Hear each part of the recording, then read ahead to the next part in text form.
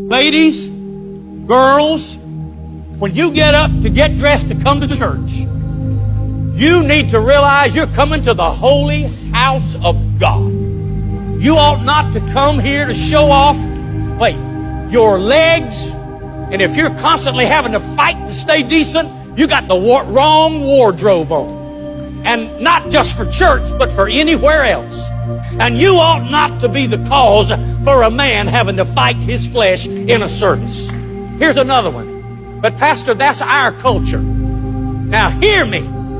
When you get saved, you change cultures. I don't care what you call it. French, Russian, Romanian, I don't care what it is.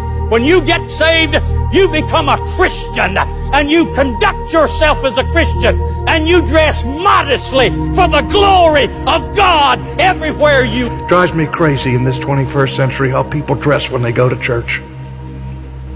They would never go to the White House dressed like that. But they'll go into the presence of the living God in the sloppiest clothes they can find. And they'll appeal to James about, hey, if a poor guy can't have a shirt, that's fine. He's welcome to my church anytime, but you're not poor. You don't come into the presence of God like a slob. Get dressed up or dress down, but for heaven's sake, get dressed when you come to church and into the presence of God. What's wrong with us today? We have no sense of who we're worshiping. We have no sense of the presence of God. And yet, He's the very one who's clothed us in the garments of the Prince.